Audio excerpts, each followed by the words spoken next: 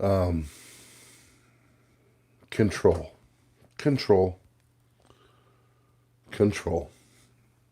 So everything's about. They want to control. So,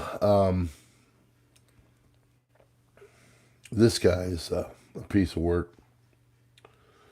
Yuval Noah Harari, philosopher, advisor, friend of Klaus. So, they're really hoping to get control, of course, over the interwebs and all that, you know. So, this is where people share information. It's problematic.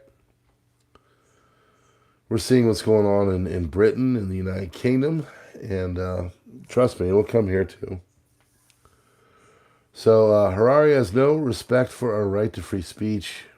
They always try to protect themselves by appealing to freedom of speech. Companies need to take responsibility for their algorithm.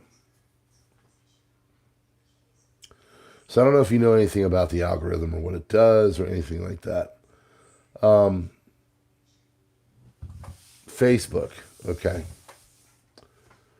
Facebook would push all kinds of narratives of things, and if you clicked anywhere near one of these videos or posts, they would litter your feed with it. So, if you're a young lady and you're into makeup, they'd litter your feed with the makeup stuff. What does that do? Well, kind of creates a narcissist. Creates a girl that is fully wanting to just, look at makeup videos and get better, but in the meantime, in the background, her psychology is kind of deteriorating. She's not as pretty as she'd like to be and all that kind of stuff. And so it really is a damaging effect on our young people, specifically. Now, supposedly, Instagram and Facebook are doing things to counteract this, but the damage has basically been done. Social media is very dangerous and damaging to our young people. We know this. And Yoval or Noval, or whatever the heck his name is, Harari, his idea is for the companies to get more control. I said this a while ago, and I say this now. How about you just take the algorithm out of it? Think about it. Telegram doesn't have an algorithm. You just get the news and you read it. Doesn't push you down rabbit holes, whatever that may be. So this guy is part of this whole futurism crap. He's annoying. I don't think you can call him an idiot. He's smart, but he's one of those people that's so smart it's kind of evil. So, this is the kind of guy that wants to control populations and all that. Now, why am I bringing this up? We've got 50 days, 50 some days, maybe 40 something, until this next popularity contest comes around. And, these people, they're going to get in by any means possible.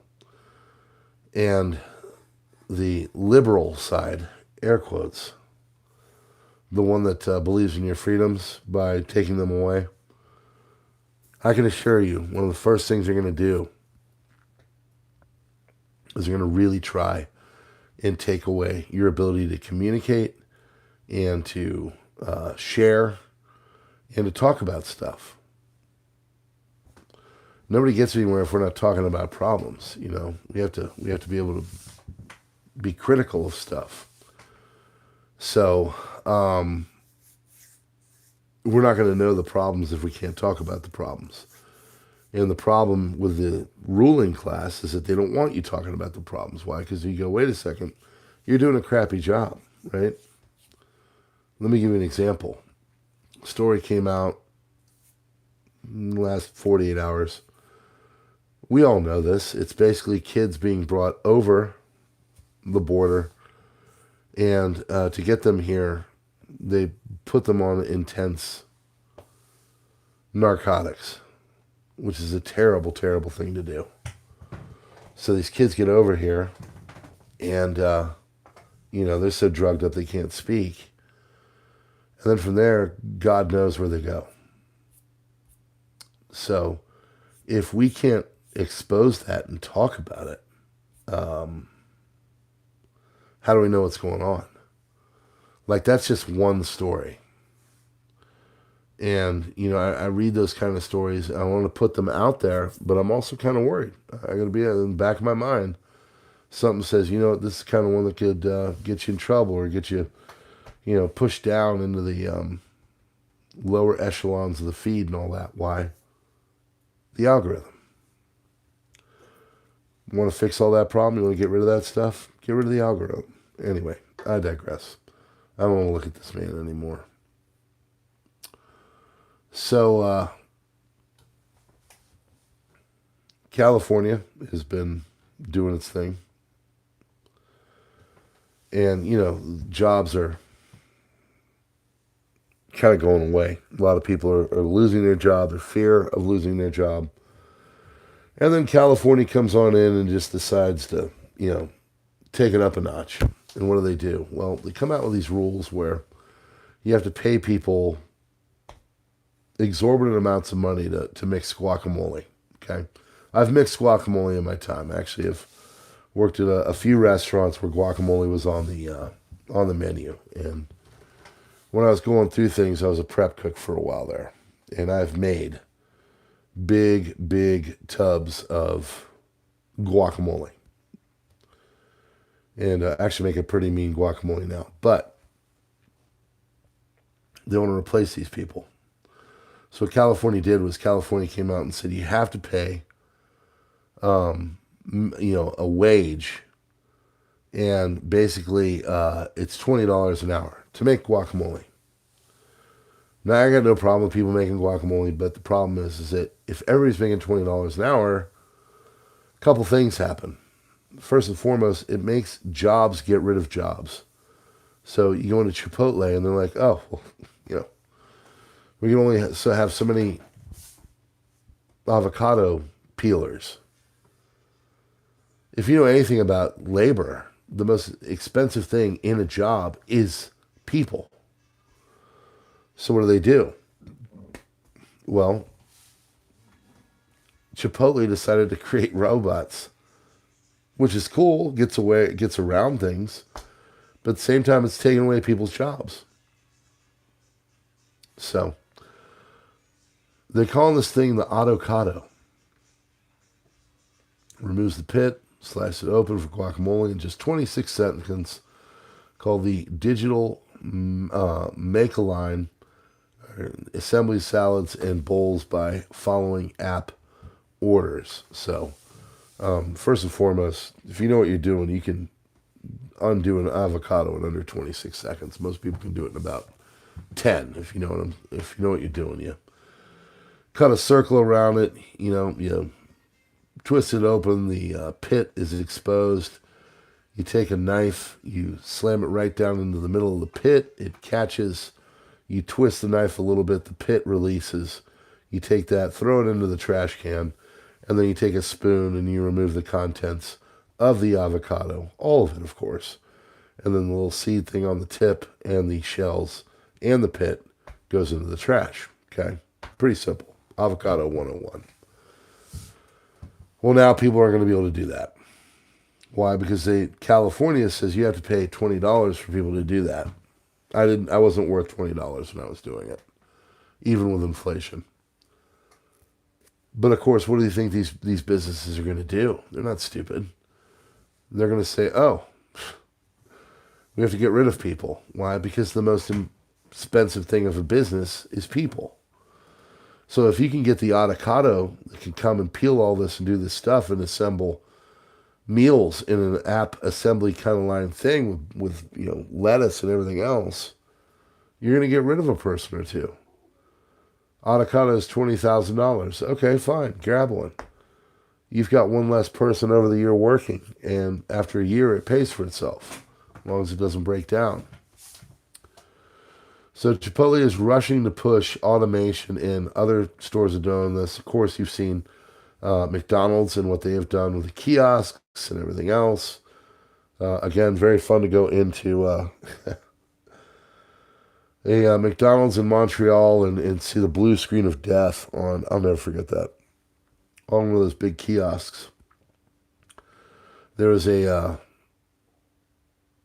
major event in China that just happened, and all the payment systems went down, and all the electricity went down, and nobody could buy anything. Everything over there is all digital. It's all digital cash, digital everything digital. People couldn't buy food, and they're not preppers like we are. Over there, they buy like enough for the day, and then they go back the next day. They get it all fresh. So, another thing that just says, all of our people are going to be at one point released or replaced or potential with all this automation coming. AI as well, and that's going to be more for the intellectual jobs. These are problems. These are the kind of things that are going to make broke people, and broke people need to live. So why not universal basic income? Oh, what a great idea, PrepperNow. No, not a great idea. That's where they want to take us, and that's where all this is going. So, Mr. Johnson.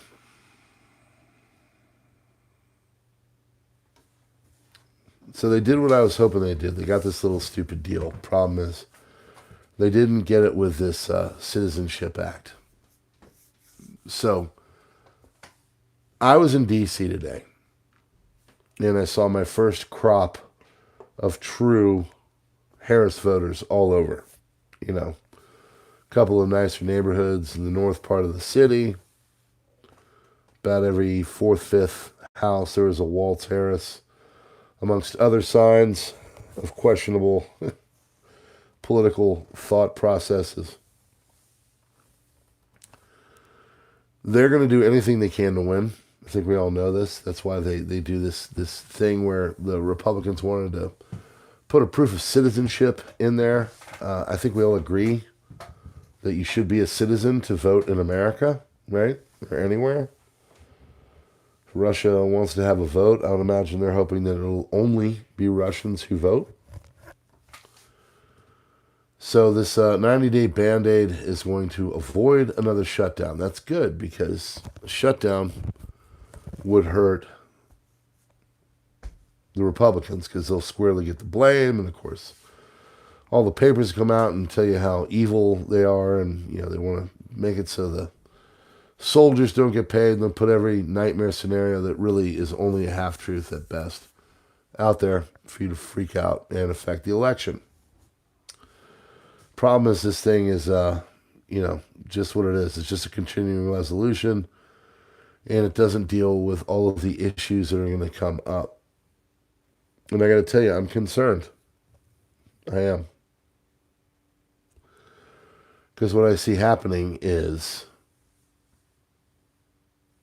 the side I don't want to getting in, and they start with our information and our freedom of speech, like Mr. Harari has said.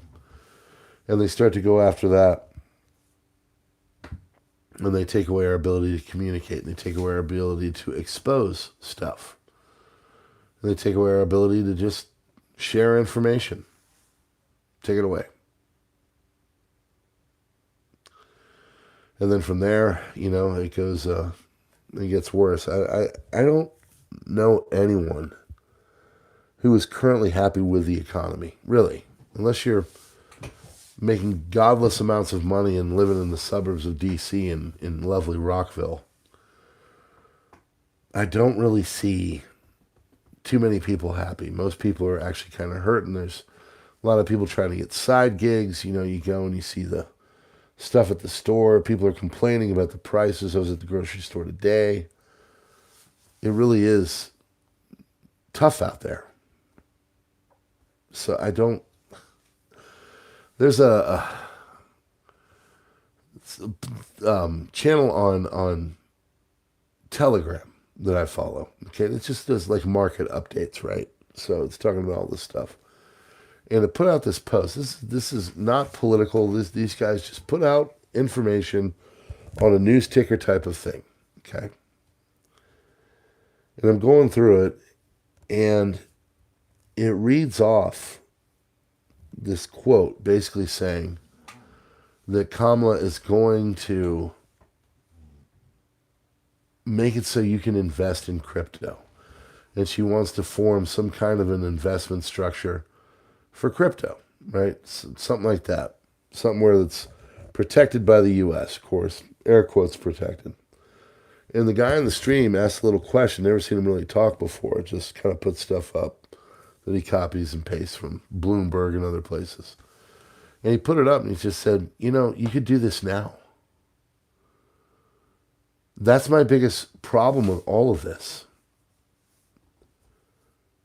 All these droves of people that are like, oh, well, if we get her in, it's going to be better.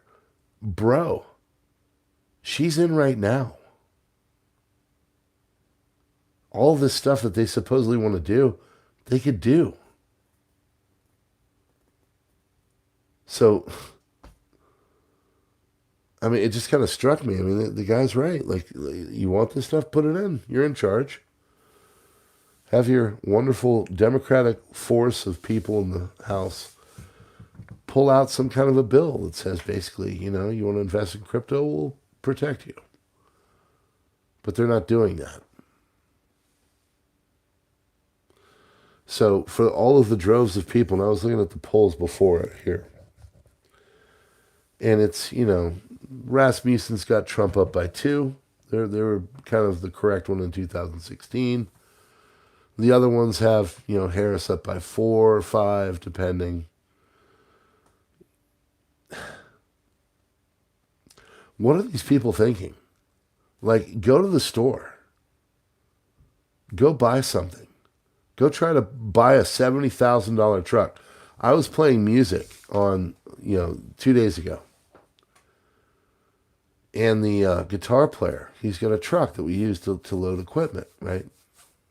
And he shows up and he's like, man, I'm at 205,000 miles on this sucker and I hope it can go another 50, yada, yada, yada, because I can't buy a $70,000 truck.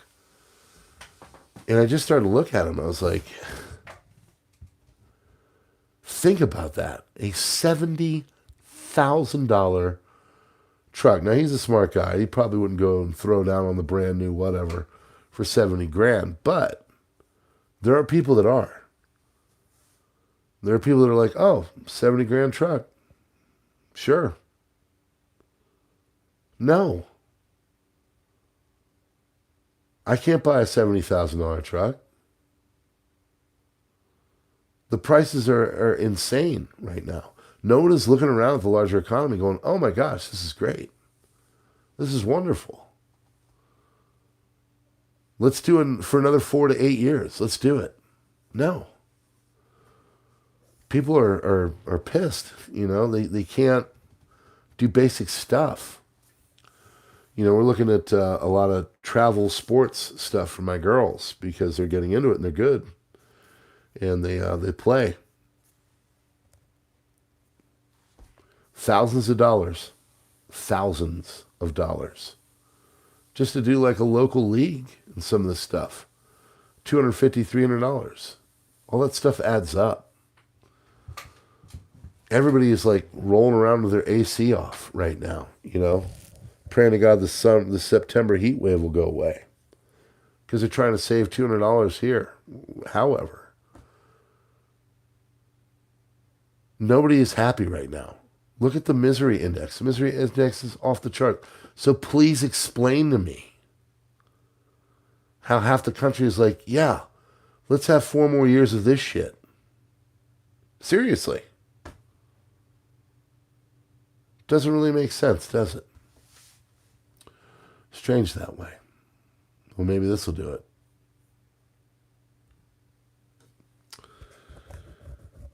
Big wild card. Port strike coming. Now, other channels have started to tip this off. I thought I'd go on it today. Biggest wild card in the presidential election. Nobody's talking about? Looming port strike could shut down all East Coast and Gulf Coast ports 36 days before the election.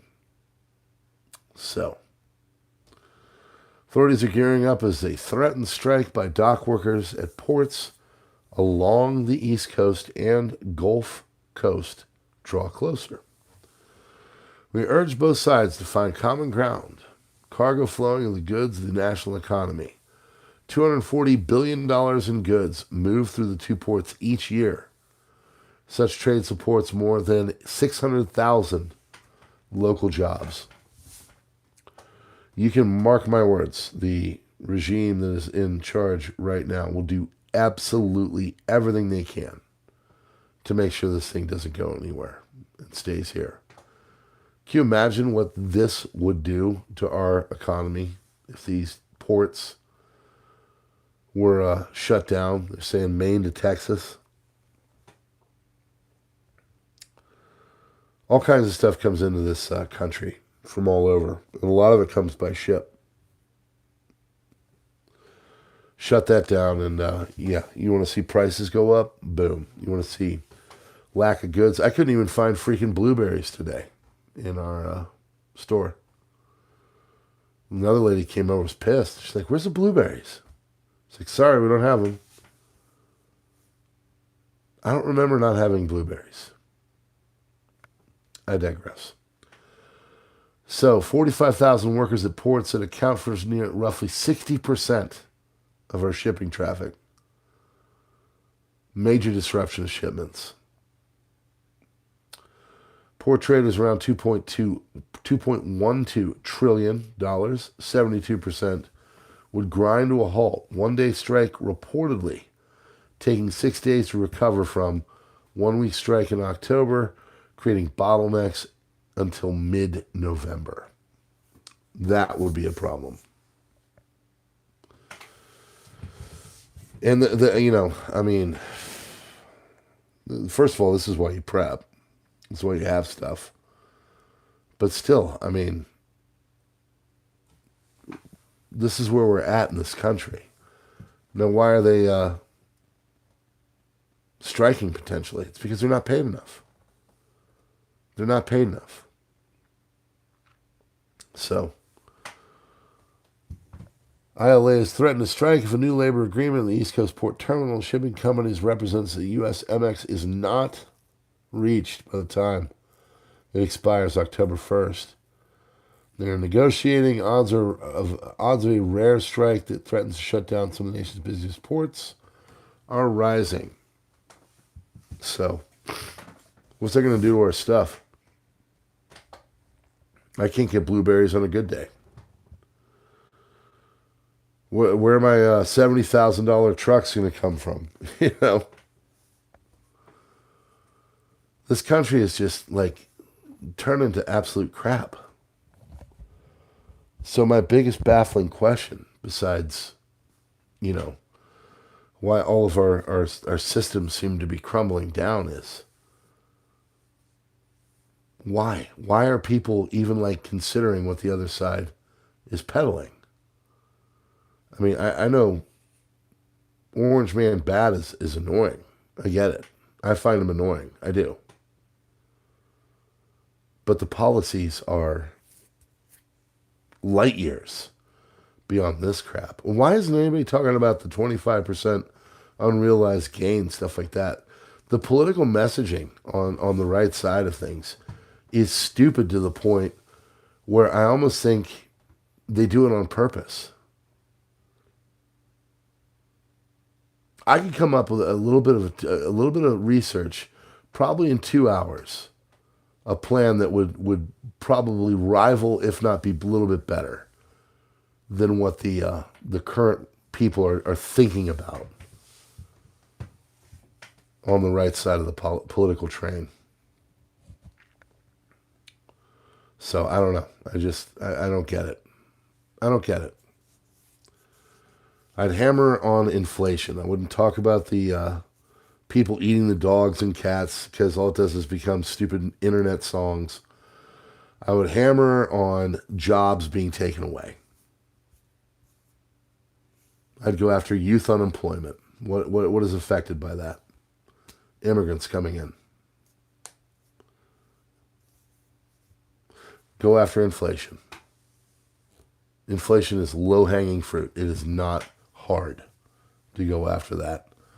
Go and start going to some of these cities, these places in Ohio and the Rust Belt, and just interview the crap out of these people and just put ad of people suffering, ad of people suffering, ad of people suffering up the whole time. And just ask a simple question. Why haven't you fixed it? Why can't you do it now? You want crypto? Put it in. Do it. You want to drop inflation? Do it. Do it. Why is the Fed cutting rates in supposedly some super awesome banging economic time right now? Why? It's because we're screwed. We're at the end of the road. There's nowhere to go from here.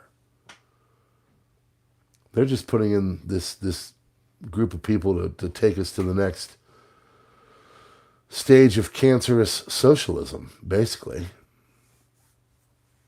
Thinking the younger generations are too stupid to understand what's going on around them, and they'll beg for it. And meanwhile, you look at all these polls, and people they literally are begging for it. Some of the polls I don't believe, though, and they do things. There's tricks that you can do in polling to get what you want. Oversampling Democrats, doing registered voters instead of likely voters, okay? Just because you're registered doesn't mean you're voting. And then, of course, there's cold calling. You know, who answers the phone? Some idiot leftist that works, on underwater basket weaving from their computer. Meanwhile, the right-winger is out there working his third job. He's not answering the phone. He sure as hell ain't taking time to answer some political phone call from someone asking them about, what they think about inflation. So, I don't even know how this thing is close. I don't know how it is that we don't really stop all the potential problems that are coming up with the popularity contest, and you know what I'm talking about. I don't understand why these people like Yuval Harari are able to get any kind of airtime.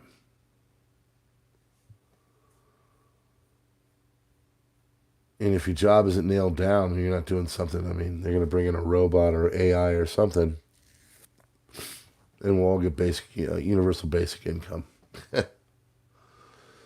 Living the dream, playing Call of Duty until 3 o'clock in the morning. What if I want to be productive? What if I want to work jobs? I like to work. I do. Keeps me youthful. I like having side hustles. I like playing music. I like doing YouTube here. But there's just so much here that's just baffling to me. How things have gotten so far gone. Why are there people in the background that want to make it so far gone? And it's all going to go down again. And get exponentially worse. I just want to be left alone. I really do.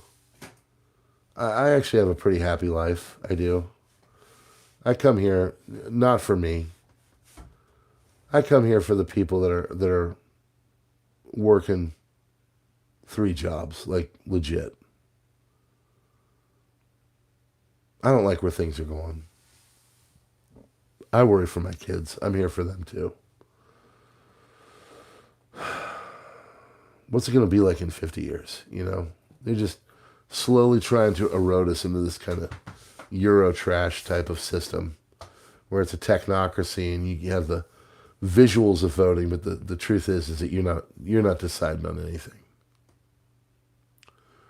You're just picking what color the shackles are going to be. So you go onto your arms. So, I don't have any answers. I'm a little frustrated. I'm also sick. That doesn't help. So, That's another thing I was thinking about tonight. I was like, is it just me, or does it kind of seem like our health system, like our healthcare system, is really getting worse? Like it's. I hear stories all the time. People. I went to this hospital and it was X amount of weight, and nurses were terrible. They couldn't even put an IV in. Blah blah blah. How is it that it's 2024 and our healthcare is declining? Shouldn't it be getting better? And it is. It's declining. I don't know. It's all about control. So I think. Trying to run this sucker into the rocks. Do everything they can. And pick up the pieces. And really put that panopticon state in. Where you can't say what you want to say because the algorithm won't allow it. The vast majority of us don't work because they want us sitting at home on SSRIs playing video games, living unhealthy. And it's coming. They're doing it again, setting us up. So, I give you no answers, folks. I know this isn't a cheery one, but I'm just come here to kind of vent, to be honest with you, because I'm kind of freaked out by all kinds of stuff. Freaked out about the wars in the Middle East and in Russia. Freaked out about the fact that we have a political class that really doesn't give a crap about any of us.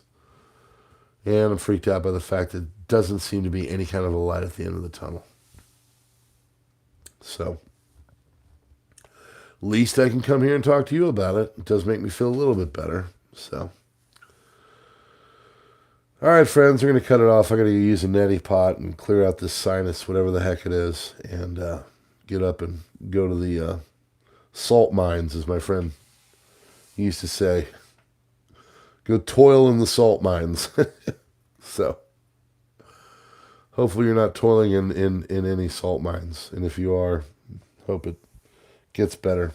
So, hit the like button and all that stuff. I'll be a little bit more cheery tonight. I'm a little down on the weather and tired and everything else. It's been a long weekend. Productive, though. And I was in D.C. all day. Ugh. I think that's what it is. I think that's exactly what it is, now that I'm thinking about it. I'm like, what's going on? Yeah, I was in D.C. all day. That's not good. Don't spend a day in D.C. Probably went by, thank you so much, Winning Streak. Probably went by about 67 speed cameras. They got the red light cameras. If you get over 25 cameras, they're literally on every street now. Oh, man. You can't move anywhere. I was at one light in D.C. Four go-throughs. Like you sit there and it's a long line. There's construction and it hits a light and then you move a little bit closer, but you have to still wait for it and you go nowhere. There's one light that did that 4 times. Like, I text my wife. It's like, man, I can't stand it. I can't stand it here, And she said, I hate it too. I don't like to go there unless we absolutely have to. Because, we're not far, but we're not close. So we have to go in. We go in and have to do things from time to time. And it is an ugly, soulless city. I got to tell you that. So I don't miss it. All right, friends. I appreciate you. I'm going to get a good night's sleep. Use a neti pot. Clear my sinuses. Wake up. Go to the salt mines. Put in a good day of toiling. And come back and we'll do it all over again tomorrow. I appreciate you. Thanks so much for being here. There is a catharsis to all this. Hit the like button. Do the subscribe thing if you're new here. Please consider joining me as a member, like stealth mode. A couple bucks a month does help keep the lights on. Over here, we do talk about important stuff, but mainly also over on the crisis report, where we're talking about all the war and everything going on. So, wars, plural. Think about that. Wars, plural. 2024. All right, friends. God bless. See you on the next one.